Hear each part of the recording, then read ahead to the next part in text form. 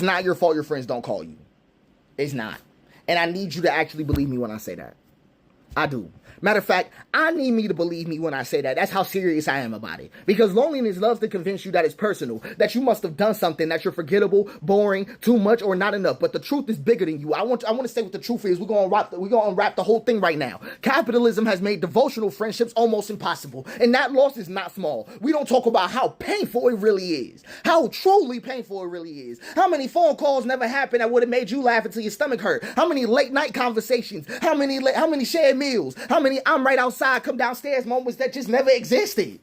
Do you not get how serious the situation is? Whole pieces of your life that would have been held in community are now left to sit alone in your room until the dust collects. Right? That's all that's happening now. And somehow we're expected to look at the absence of that as if it's something to appreciate. As if self-sufficiency is the highest virtue. As if the collapse of community is a sign of strength. Are we being dead ass? This one really gets me tight because the collapse, that's what we're supposed to be grateful for. We've been trained to treat friendships like networking, to check in only when it's productive. Only when it's productive. To measure connection and efficiency. Right? To RSVP each other's lives like it's some kind of optional work event. But really, I want to say the nastier thing. We've been conditioned to believe it's our job to hold the line.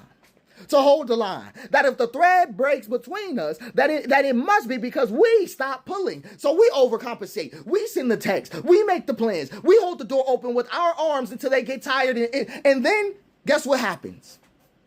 Calls still don't come. Still don't come. But friendship is not supposed to be a convenience.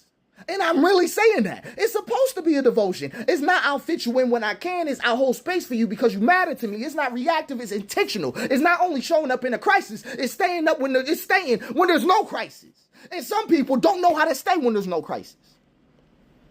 They don't.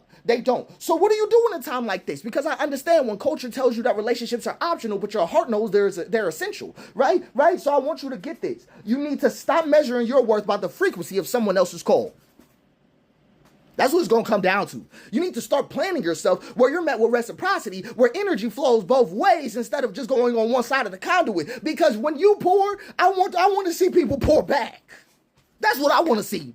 And even if that list is small, so be it. 3 honest, consistent friends, I promise you, will change your life. More than 30 contacts who treat you like a notification they can clear later. It really will. So we may not be able to fix the system tonight, but I need you to understand we need to refuse to let it define friendship for us. We could choose slowness. We could choose consistency. We could choose to be the kind of friend who calls first. Not because we're carrying the whole friendship, but because we know what devotion feels like and we're not willing to let it die. That's what I'm trying to say. This is not your fault that they don't call. It's not. And it's hard. Like, this is a hard one to deal with. It's hard. And I understand. But I want you to also understand it is in your power to remember what friendship actually is. What it really is. And to keep practicing it even if that world's been forgotten so far. Right? It is on you. It is on you, and that's in your strength and in your authority. So I want you to get this. Unconditional love and real devotional friendships are not dead. But it really matters or not if you're going to show up to a funeral with an empty casket or if you're going to be the one crying at it because you've convinced that devotional friendships have died.